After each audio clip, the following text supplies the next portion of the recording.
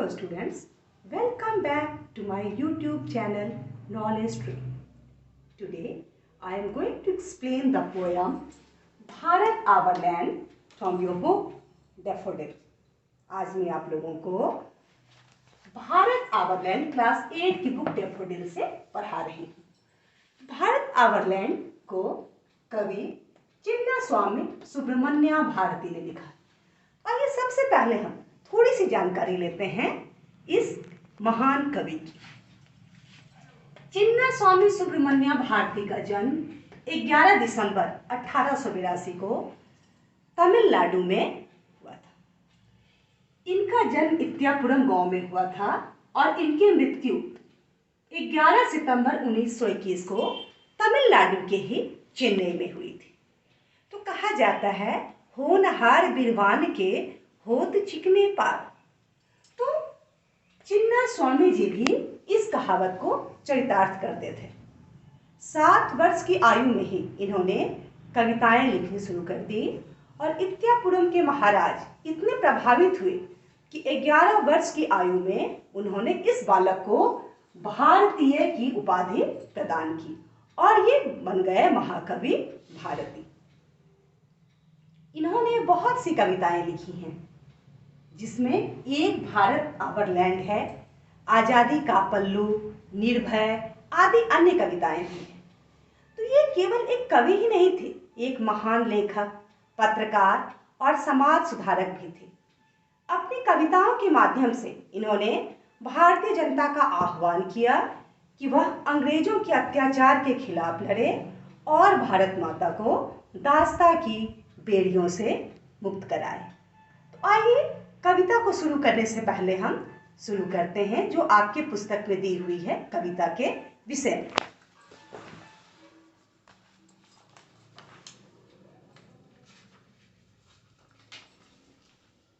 India is our country. आप सभी जानते हैं कि भारत हमारा देश है। What do you love most about our country? आपको अपने देश की कौन सी चीज है जो सबसे अधिक पसंद है? It's natural beauty, people, culture और यूनिटी इन डाइवर्सिटी। यहाँ का प्राकृतिक सौंदर्य, यहाँ के लोग, यहाँ की संस्कृति, या फिर हमारी जो है अनेकता में एकता की संस्कृति, यह आपको पसंद है। तो मुझे लगता है कि ये सारी ही चीजें हैं जो हमारे देश के लोगों को पसंद आती हैं और यही है जो कि हमारे देश को यूनिक, सबसे अलग बनाता है इस विश्व के मानचित्र पर। तो आइए अब हम कविता को पढ़ते हैं और इस कविता को समझने का प्रयास करते हैं। The mighty Himavant is ours. Mighty Himavant. Mighty का अर्थ होता है बलशाली, शक्तिशाली। यह जो हिमालय है अत्यंत शक्तिशाली। और यह हिमालय किसका है? यह हिमालय हमारा है, जो कि हमारी उत्तरी सीमा की रखवाली करता है और दुश्मनों की हिम्मत नहीं होती कि हमारी ओर आंख उठाकर देख सके, क्योंकि उनके सामने तो पर्वतराज हिमालय खड़े हैं हमारी रक्षा के लिए। The generous Ganga is ours. Generous यानी उदार। यह उदार गंगा भी हमारी है। अब हम सभी गंगा माँ कहते हैं, पाप नाशिनी कहते हैं, लेकिन कवि ने गंगा को उदार क्यों कहा? आप जानते हैं कि सनातन धर्म में कहा गया है कि गंगा स्नान मात्र से सारे पापों से मुक्ति मिल जाती है। तो भला उससे बड़ा उदार कौन हो सकता है जो हमारे सारे अपराधों को क्षमा कर दे, हमारे सारे पापों को अपने अंदर समाहित कर ले। इसलिए गंगा उदार है। सनातन धर्म में मृत्यु के बाद भी बिना गंगा में अस्थियों के विसर्जित हुए मोक्ष की प्राप्ति नहीं होती है। तो जीवित अवस्था में हमारे पापों से मुक्त करती है हमें, मृत्यु के बाद हमें मोक्ष प्रदान करती है। यह तो गंगा की धार्मिकता है। लेकिन आर्थिक रूप से भी गंगा नदी हमारे लिए बहुत महत्वपूर्ण है। भारत के अनेक महत्वपूर्ण शहर हैं जो कि गंगा के तट पर बसे हुए हैं। गंगा का जो मैदानी इलाका है वो भारत में सबसे उपजाऊ है। तो गंगा हर तरह से हमें धर्म से, अर्थ से, मोक्ष से परिपूर्ण करती है। कुछ other river can match her face? अब बताइए, इतनी सारी खासियत क्या संसार की किसी नदी में है? क्या कोई गंगा से मुकाबला कर सकती है? The sacred Upanishads are ours. Sacred Upanishads. Sacred का अर्थ होता है पवित्र। यह पवित्र उपनिषद भी हमारे हैं। हमारे भारतीय धर्म में बहुत सी महत्वपूर्ण पुस्तकें हैं। वेद, पुराण, शास्त्र, उपनिषद भी उसमें से एक है, जिसमें कि भारतीय संस्कृति का गहन ज्ञान छिपा हुआ है। तो इतनी महत्वपूर्ण कोई अन्य पुस्तक भी संसार में नहीं हो सकती। What scripture is to match with them?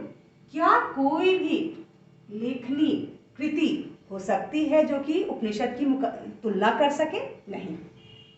She is peerless. Let's praise her. Peerless अर्थात अतुलनीय, जिसकी तुलना न हो, मैचलेस। तो she is कौन? हमारी भारत माँ जो है ये अतुलनीय हैं, इनकी कोई तुलना नहीं है, किन्हीं से इनकी बराबरी ही नहीं है। तो आइए हम इस धरती माँ का नमन करें, वंदन करें, उनका गुणगान करें। Now let's move to second stanza. Gallant warriors have lived here. Many sages have sanctified this land. कवि कहते हैं कि जो गैलेंट यानी पराक्रमी, वॉरियर्स यानी योद्धा, यह धरती जो है सो वीर पराक्रमी योद्धाओं की धरती है। यहाँ पर अनेक महान वीरों ने जन्म लिया। यह धरती रामकृष्ण की है, जिन्होंने इस संसार को रावण और कंस जैसे अत्याचारियों से मुक्त किया। यह धरती पृथ्वीराज चौहान जैसे वीरों की है। यह धरती वीर भगत सिंह की है, चंद्रशेखर आजाद जैसे वीरों की है, जिन्होंने अपनी वीरता का प्रदर्शन किया और यहाँ रहे। Many sages have sanctified this land. Sanctified यानी पवित्र करना।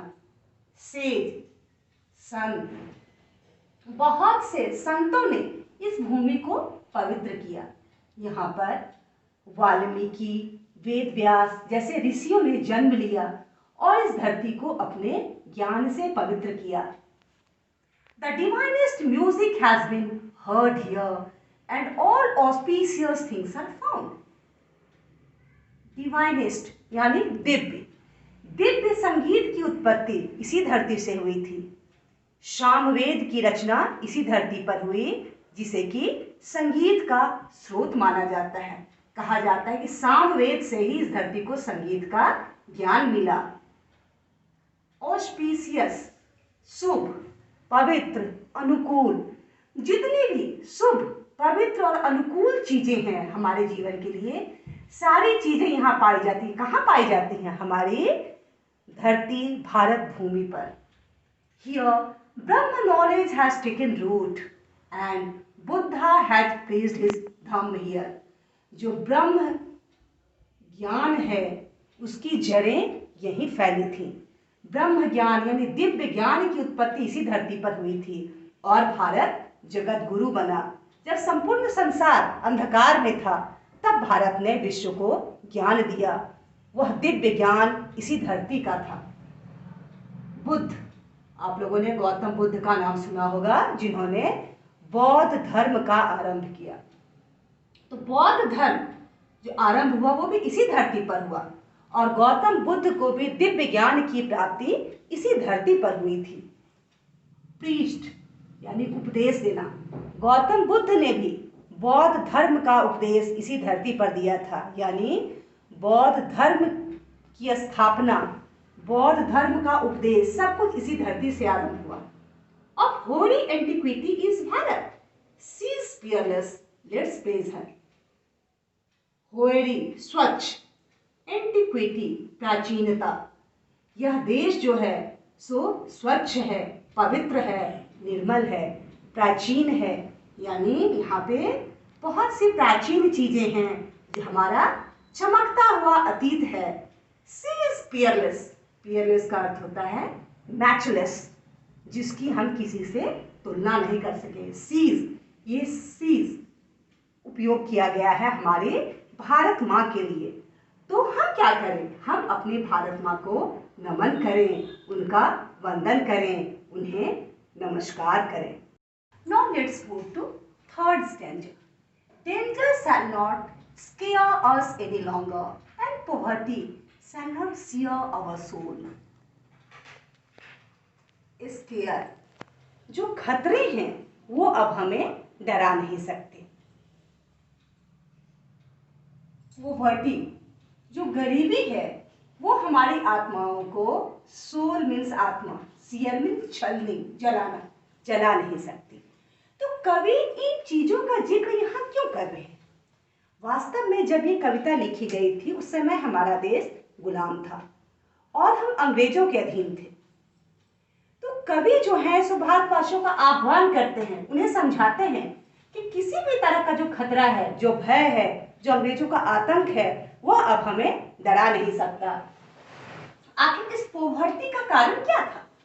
जो अंग्रेज थे वो बेतहाशा हम भारतीयों का शोषण करते थे। रोज किसानों पर, काश्तकारों पर नए नए लगान लादे जाते थे।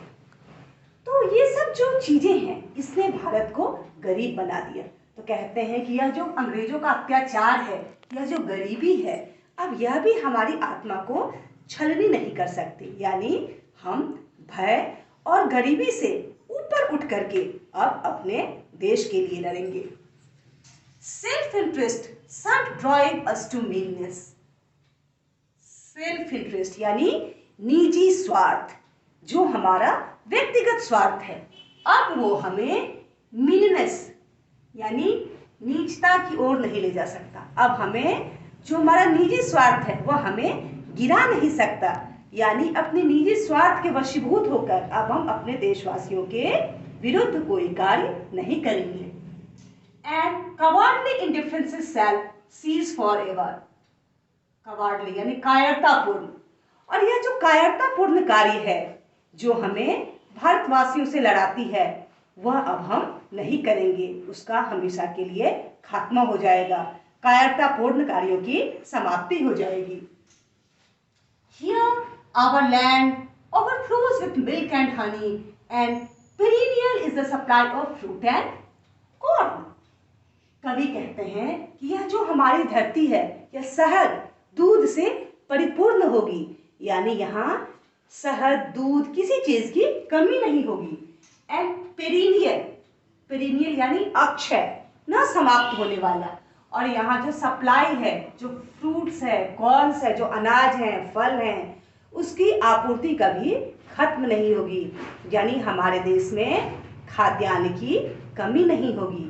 हमारा देश जो है सो हर तरह से परिपूर्ण होगा। लोग जो होंगे वो गरीबी से दूर होंगे, खतरे से दूर होंगे, और उनके हमारे देश में फिर से दूध और शहद की नदियां बहेंगी। Ours is the famed Aryan land of Bharat. She is fearless, let's praise her. हमारी ये जो धरती है यह आर्यों की प्रसिद्ध भूमि है।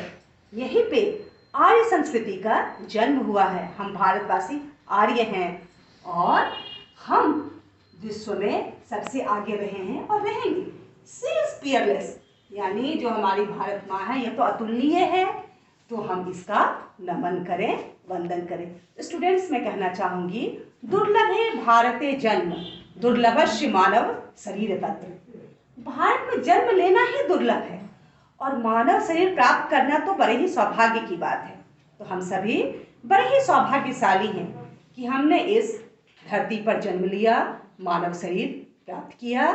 तो हम चाहेंगे कि आप बच्चे अपनी भारत माता का आह्वान करें और जो हमारे वीरों ने आदर्श बताए उन पर चलें, और हम अपने निजी स्वार्थ से ऊपर उठें, देश सेवा की भावना रखें और अपने भारत माँ को नमन करें। Thank you children. मैं उम्मीद करती हूँ कि आपको ये कविता भारत आवर लैंड समझ आई होगी। तो बच्चों, अगर आपको मेरा एक्सप्लेनेशन अच्छा लगा तो मेरे वीडियो को लाइक करें, शेयर करें और मेरे चैनल को सब्सक्राइब करें। अगर आपको कोई भी जिज्ञासा हो तो आप उसे कमेंट सेक्शन में डालें, मैं आपकी जिज्ञासा को शांत करने का प्रयास करूंगी। Thank you children for watching my video again. Thank you.